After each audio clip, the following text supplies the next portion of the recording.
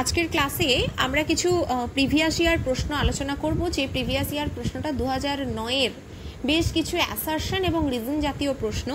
তো আমি আর কোনো কথা না বলে প্রশ্নগুলো শুরু করি, কারণ আমার ফোনে একদম চার্জ নেই, আমাকে প্রশ্নটাও এক্সপ্লেন করতে হবে। তো দেখো, তোমরা স্ক্রিনটা দেখতে পাচ্ছ, এটার দাগ নাম্বার হচ্ছে 41। 2009-এর যে শিফটটা রয়েছে সেখানে দাগ নাম্বার হচ্ছে 41। প্রথম প্রশ্নটাতে বলেছে শূন্যতা itself is called nirvan in madhyamik philosophy. শূন্যতা is one of the nature of causation of প্রপঞ্চ।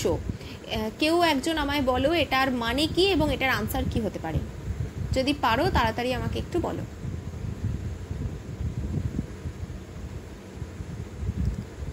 শূন্যতা ইটসেলফ কল্ড নির্বাণ ইন মাধ্যমিক ফিলোসফি। শূন্যতা হচ্ছে মাধ্যমিক দর্শন অনুযায়ী, হ্যাঁ বলো বলো, তুমি বলো। ওটাই বলছিলাম, মানেটা বলছিলাম যে শূন্যতা হচ্ছে নির্বাণ হিসাবে ব্যবহার হচ্ছে মাধ্যমিক ফিলোসফিতে। আর শূন্যতা কি নেচার, মানে তার মুক্তির প্রপঞ্চ হিসাবে? না না না, সিজেশন অফ প্রপঞ্চ। বলো, কেজেশন অফ প্রপঞ্চ মানে কি? কেজেশন কথাটার মানে কি? উপায় আর কি, উপায়। না না না না, কেজেশন কথাটার মানে হচ্ছে নিবৃত্তি। ঠিক আছে, কেজেশন বা চেজেশন যাই বলো, এটার মানে হচ্ছে নিবৃত্তি। দেখো, শূন্যতা ইটসেলফ কল্ড নির্বাণ ইন মাধ্যমিক ফিলোসফি। শূন্যতা অবশ্যই মাধ্যমিক ফিলোসফি অনুযায়ী, মানে নাগার্জুনের দর্শনে কি বলা হয়েছে, নির্বাণ রূপে স্বীকৃত হয়েছে। একদম নাগার্জুন কি করেছেন, এই জগৎ চতুষ্কোটির বিনির্মুক্ত হিসেবে ব্যাখ্যা করেছেন এবং তিনি বলছেন শূন্যতাই হচ্ছে নির্বাণ। আর অন্যদিকে কি, শূন্যতা is one of the causation of প্রপঞ্চ। একদম গুরুত্বপূর্ণ বইতেও এই লাইনটা রয়েছে। শূন্যতা কি? শূন্যতা হচ্ছে জগৎ প্রপঞ্চের নিরোধ। আমাদের জগৎ প্রপঞ্চের নিরোধ হলেই তো তবে নির্বাণ সম্ভব, তাই না? তাহলে এটা আনসার হবে, both statement are correct, R is the correct explanation of A. আমি তোমাদের সব প্রশ্ন ধরে ধরে আবার করে করাবো, তোমরা শুধু 2004 থেকে 2025 অবধি যা প্রশ্ন আছে তার প্রিন্ট আউটটা করে রেখো। এখন যেহেতু পরীক্ষা খুব কাছে, সেজন্য আমি যেগুলো ইম্পর্টেন্ট সেগুলো করে বেরিয়ে যাচ্ছি। পরীক্ষার পর যখন কন্টিনিউ পড়াশোনা হবে তখন আমি আবার ধরে ধরে করাবো। তাহলে এটার এক্সপ্লেনটা আমি তোমাদের বলে দিলাম। এর পরেরটা দেখো, এটা ইন্ডিয়ান এথিক্সের প্রশ্ন। Human self are in bondage, the law of karma is inexorable. বলো, এই কথাটার মানে কি? বলো, human self are in bondage.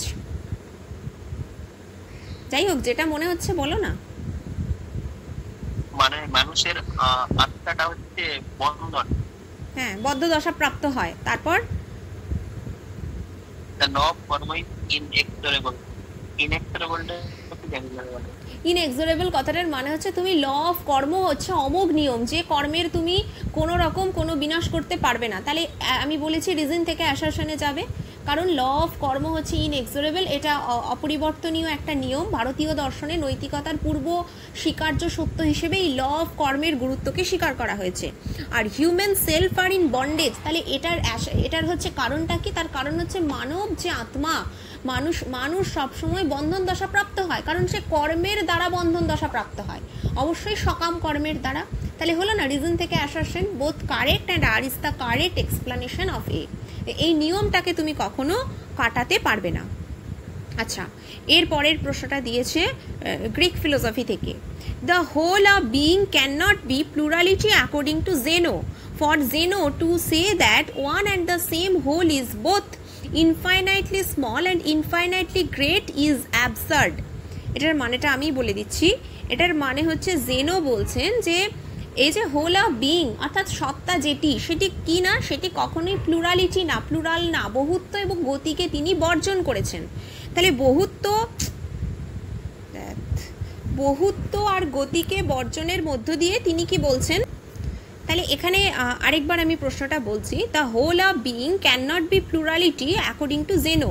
জেনোর মতে এই যে বিইং বা এই যে সত্তা, যিনি পারমেনাইডিসের ফলোয়ার্স ছিলেন, তিনি যে স্বীকার করেছেন, এটা বলছে ক্যান নট বি প্লুরাল, এটা কখনো বহু না, এটা হচ্ছে সংখ্যায় এক, এবং এটাকে আমরা রিজনের মাধ্যম দিয়ে জানি, কখনো সেন্সের মাধ্যম দিয়ে আমরা জানতে পারি না। তাহলে সেন্স আর রিজনের মধ্যে প্রথম পার্থক্য কিন্তু গ্রিক দর্শন থেকে চলে আসছে, এবং আমরা দেখছি যে সেন্স আর রিজনের মধ্যে এই পার্থক্য পারমেনাইডিস প্রথম করেছেন। ঠিক আছে না? এবং দেখবে পরবর্তীতে তাকে অনুসরণ করে বিভিন্ন রকম অ্যাপিয়ারেন্স আর রিয়েলিটি নিয়ে এই যে এত আলোচনা হয়েছে। দেখো সেন্স আর রিজনের পার্থক্য বেসিক্যালি অ্যাপিয়ারেন্স আর রিয়েলিটিকে ব্যাখ্যা করার জন্যই। তাহলে এটা কখনো প্লুরাল হতে পারে না এবং এখানে কোনো মোশন থাকতে পারে না, সেই জন্য তারা এমটি স্পেসকে স্বীকার করছেন না। আর for Zeno to say that one and the same whole is both infinitely small and infinitely great is absurd. একই সাথে এই one and the same whole, এই একই সাথে এই যে সত্তা, এটা কখনো অসীমতার দিক থেকে ক্ষুদ্র বা অসীমতার দিক থেকে বৃহৎ, এটা যদি চিন্তা করা যায় তাহলে এটা একটা অ্যাবসার্ড তত্ত্ব। সেজন্য বলা হয়েছে the whole of being can not be plural. যদি আমি বলি এটাকে আমি ক্ষুদ্র ক্ষুদ্র অংশে ভাগ করতে পারছি, আবার সবগুলোর একটা সমন্বয় করতে পারছি, তাহলে এটাও প্লুরালিটি হয়ে যাবে। সেজন্য তিনি রিজনটা দেখিয়ে এটাই বলার চেষ্টা করলেন যে হোল অফ বিইং এটা সবসময় কি, এটা কখনো কিন্তু প্লুরাল হতে পারে না, বহু হতে পারে না, সেটা এক এবং সামগ্রিক সত্তা হবে। ঠিক আছে, আচ্ছা অ্যাসারশন আর রিজনিং পরেরটা দিয়েছে দেখি। Ramanuj does not accept any proof for the existence of God. Ramanuj assert that God's existence has to be accepted on the basis of Ved. বলো এটার মানে কি, বলো মিনিংটা করো। মানে রামানুজ কোনো প্রমাণ স্বীকার করেননি ঈশ্বরের অস্তিত্বকে স্বীকার করার জন্য। হ্যাঁ হ্যাঁ। আর Ramanuj assert that God's existence has to be accepted on the basis of Vedas, হ্যাঁ দা বেদ, মানে বেদকে ভিত্তি করে তিনি হচ্ছে ঈশ্বরের অস্তিত্বকে স্বীকার করেছেন। একদম, তাহলে বেদের উপর ভিত্তি করে, বেসিস অফ দ্য বেদ, এটার উপর ভিত্তি করে আচার্য রামানুজ কি করেছেন, ঈশ্বরের অস্তিত্বকে স্বীকার করেছেন। তাহলে ঈশ্বরের অস্তিত্বের সপক্ষে এই যে আর্গুমেন্টগুলো চলেছে, কি কি আর্গুমেন্ট আমরা জানি, অন্টোলজিক্যাল, কসমোলজিক্যাল, টেলিওলজিক্যাল। দেখবে যারা বিপিএসসি পরীক্ষা দেবে না, তাদেরকে এই জায়গাগুলো খুব স্পেসিফাইড করা আছে। আমার কাছে যারা বিপিএসসি পড়ছে তারা আমাকে অনেক সময় প্রশ্ন করে যে তাহলে এই আর্গুমেন্টগুলোকে এত ডিটেলসে পড়তে হয়। আমি বললাম তোমাদের তো সিলেবাসে রয়েছে, তোমাদেরকে পড়তেই হবে। তো এই যে আর্গুমেন্টগুলো, এই আর্গুমেন্টেশনে এনারা কিন্তু জাননি। তিনি বলছেন যে সবটাই আসছে বেদের ওপর ভিত্তি করে। কখনো এমনটা নয় যে আমি এই যে অন্টোলজিক্যাল আর্গুমেন্ট, তার ধারণা থেকে অস্তিত্বকে নিঃসরণ করলাম, বা আদি কারণের যে যুক্তি, কসমোলজিক্যাল আর্গুমেন্ট, টেলিওলজিক্যাল আর্গুমেন্ট, এই জগৎ সৃষ্টি হচ্ছে একটা উদ্দেশ্যে, তা তো না। তিনি প্রকৃতির পরিণামের দ্বারা জগতের সৃষ্টিসত্তাকে ব্যাখ্যা করছেন, ব্রহ্মের পরিণামের দ্বারা সৃষ্টিসত্তাকে ব্যাখ্যা করছেন। তাহলে তো ধরো এখানে আর্গুমেন্ট আসছে না। এবং ব্রহ্মকে আমরা জানতে পারি কিভাবে, ব্রহ্মের অস্তিত্ব জানতে পারি বললেও ভুল হবে, উপলব্ধি করি, বা সেই সগুণ ব্রহ্মের অস্তিত্ব তিনি বলছেন সেটা বেদের ওপর ভিত্তি করে কিন্তু উপলব্ধি করা যায়। এই জন্য এটা অ্যাসারশন থেকে রিজন যদি আমরা দেখি তাহলে এটা অবশ্যই কারেক্ট হবে। আচ্ছা, এরপরের প্রশ্নটা দিয়েছে মীমাংসা ফিলোসফি থেকে। The Mimamsa accept a plurality of self or Atma. Each Atma or self is responsible for its own action and has to be enjoy the fruits of its own action. এটার reason আর assertion থেকে যাও এবং আমাকে মিনিংটা বলো, কি বলতে চেয়েছে বলেন। ম্যাডাম মীমাংসা একটা প্লুরালিটি মানে একটা বহুত্ব স্বীকার করেছে আত্মা। হ্যাঁ, আর Atma or self is responsible for its own actions and has to enjoy the fruits of its own actions. মানে প্রত্যেকটা আত্মাই তার কর্মের জন্য সেই রেসপন্সিবল, মানে সেই দায়ী। হ্যাঁ, আর তারা fruits of own actions মানে তারা নিজের কর্মের ফলটাকে এনজয় মানে ভোগ করে। হ্যাঁ হ্যাঁ, একদম ঠিক, একদমই ঠিক। তাহলে হ্যাঁ আমি বললাম তোমার ব্যাখ্যাটাও ঠিক, সেটা আমি বললাম। মীমাংসা অ্যাকসেপ্ট প্লুরালিটি অফ সেলফ আর আত্মা। মীমাংসা দর্শনে আত্মার বহুত্ব স্বীকৃত হয়েছে এবং ইচ আত্মা, প্রত্যেক ব্যক্তির আত্মা কি, or self is responsible for its own action, প্রত্যেক ব্যক্তির আত্মা তার নিজের কর্মের জন্য responsible, has to enjoy the fruits of its own action, এবং সেই কর্মফল সে উপভোগ করে। আমি একরকম কর্ম করছি, তুমি একরকম কর্ম করছো, তো তার প্রত্যেকের কর্ম বৈচিত্র্য আলাদা, সেই অনুযায়ী কিন্তু আমরা ফল পেয়ে থাকি, তাই না? দেখবে আমাদের এসেন্সিয়ালি কোনো পার্থক্য নেই তোমাদের সাথে আমার, তার কারণ প্রত্যেকেরই চেতনা রয়েছে। কিন্তু যদি আমরা এরকম কর্মবৈচিত্র্যের মধ্যে দিয়ে ভেদ করি, তখন কিন্তু আচার্য শঙ্কর বলছেন এটা সবটাই হয়ে যাচ্ছে ব্যবহারিক। কিন্তু তুমি যদি আলটিমেটে যাও, দেখবে আলটিমেটে গেলে তোমার এই স্তরভেদটাই থাকবে না, তাই না? তিনি বলছেন অহম ব্রহ্মাস্মি, তো এই স্তরভেদটাই কিন্তু কখনো থাকবে না। এখন এই যে জায়গাটা, এটাও কিন্তু মীমাংসা দর্শনে এভাবেই ব্যাখ্যা করা হয়েছে। আর আজকে আমি কিছু প্রশ্ন দেখলাম মীমাংসা থেকে, বেশ কিছু প্রশ্ন, যেটা তোমরা ওই অফলাইন এক্সামটা দিয়েছিলে না, সেখানে দেখছি মীমাংসা দর্শনে শ্রুতি, লিঙ্গ, হ্যাঁ, সমাখ্যা, প্রকরণ, 6 এভিডেন্স অফ ইনজাংশন, এইখান থেকে প্রশ্ন দিয়েছে। তো ওইটার আমি যদি পারি আমি আরেকদিন একটু আলোচনা করে দেবো। আর আরেকটা দেখলাম যে ওই রূঢ়িপদ আর অবয়ব শক্তি দ্বারা লব্ধ পদ, এইগুলো থেকে প্রশ্ন দিয়েছে। বেশ কিছু প্রশ্ন মীমাংসা থেকে আমি পেলাম, ভালো ভালো প্রশ্ন। তো অফলাইন এক্সামটা যদি কেউ দিয়ে থাকো, ওই প্রশ্নের যে পেপারটা রয়েছে সেটা তোমরা একটু সলভ করার চেষ্টা করো, নাহলে তো আমি আছি, আমার কাছে সব কিছুরই রেফারেন্স আছে এবং আমি ওগুলো সলভ করিয়ে দেব, ঠিক আছে? আচ্ছা, তারপরের প্রশ্নটা বলেছে দেখো, ইন গান্ধিয়ান এথিক্স, গান্ধীজির নৈতিকতা অনুযায়ী the golden rule of conduct is mutual tolerance. এটা হচ্ছে অ্যাসারশন। আর conscience is not the same thing for all, এর রিজনটা কি? Conscience is not the same thing for all. বলো এটার আনসার কি হবে, এবং এটা ধরো এটা বলতে কি বলা হয়েছে, বলো।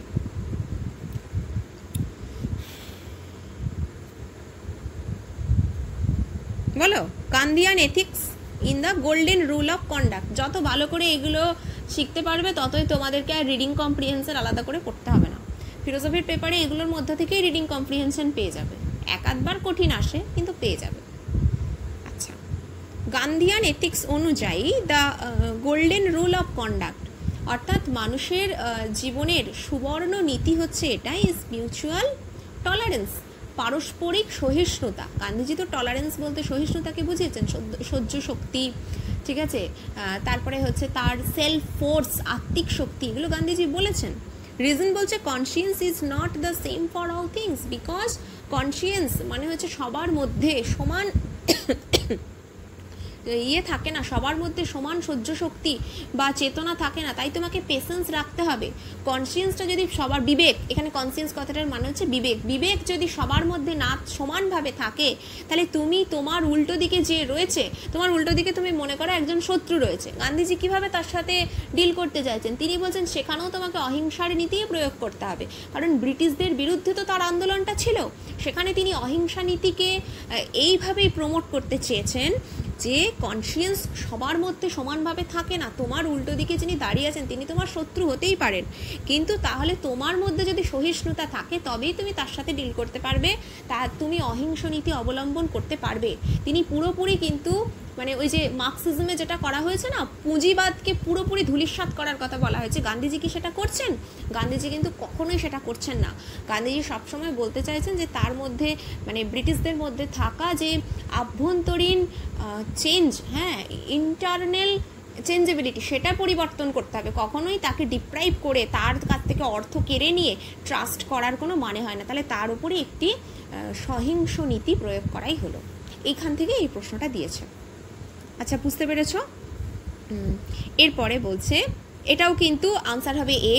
এখানে আমি বললাম না, সমস্ত প্রশ্নগুলো যেগুলো অ্যাসারশন রিজনিংয়ে দিয়েছে, এটা যদি এক্সপ্লানেশন ঠিকঠাক করে করো তাহলে এই শিফটটাতে সমস্ত প্রশ্নের উত্তরটাই কিন্তু এ হবে। Gita does not preach renunciation of all action. Gita does not preach renunciation of all action, ঠিক। Man must act while living in the world. বলো এটার মিনিংটা কি? অন্য কেউ চাইলে চেষ্টা করতে পারো এটার মিনিং কি, আর এটার অ্যাসারশন রিজনিংটার আনসার কি হতে পারে, তোমরা বলো। ম্যাডাম, এটা বলছে যে গীতাতে কর্মকে বাদ দেওয়ার কথা বলা হয় না, আর man must act while living in the, মানুষকে মানে কর্ম করতেই হবে তাকে, এটা একদম ঠিক, আর এক্সপ্লেনেশন ঠিক, কারণ ওই কর্ম অকর্ম আর বিকর্মের যেখানে বলা আছে ওখানে বলা আছে যে মানুষকে কর্ম, হ্যাঁ একদম, কখনোই সে থাকতে পারবে না। হ্যাঁ, মানুষ হচ্ছে ক্রিয়া ছাড়া, কারণ মানুষ প্রকৃতির অংশ, সত্যি মানে সোজা কথা। সাংখ্যযোগ গীতার যে চ্যাপ্টারটা রয়েছে সেখানে দেখবে মানুষ প্রকৃতির অংশ। এবার প্রকৃতি তো নিজেই সক্রিয়, ঠিক আছে? এবার প্রকৃতি যদি নিজে সক্রিয় হয় তাহলে সব সময়ের জন্য মানুষ কি করবে? সে কাজ করে চলবে। মানুষের যা কিছু সৃষ্টি হয়েছে অ্যাকর্ডিং টু সাংখ্য ফিলোসফি, সেটা কিন্তু সেই প্রকৃতি থেকে।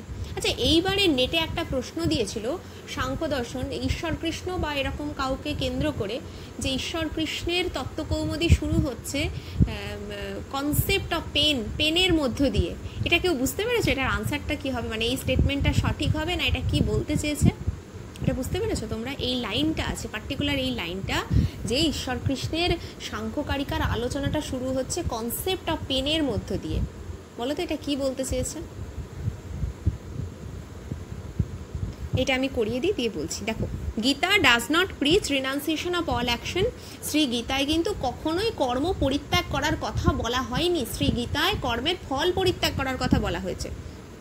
যদি এটা বলতো যে Gita does not preach renunciation of all fruits of action, কর্মফল পরিত্যাগ করার কথা বলা হয়নি, তখন স্টেটমেন্টটা কিন্তু রং হয়ে যেত। তাহলে এটা কিন্তু কর্মের পরিত্যাগ করার কথা শ্রী গীতায় কখনো বলা হয়নি, কারণ ম্যান মাস্ট অ্যাক্ট, প্রত্যেকটি মানুষ কর্ম করে while living in the world, এই জগতে থেকে। তাহলে জগতে সে থাকবে, জগৎ তো প্রকৃতি থেকেই আসছে, তাহলে প্রকৃতির অংশ হয়ে জগতে যদি সে থাকে তাহলে সে অবশ্যই কর্ম করবে, তাই নয় কি? আচ্ছা, এবারে আসি সাংখ্য দর্শনের ওই প্রশ্নটাতে।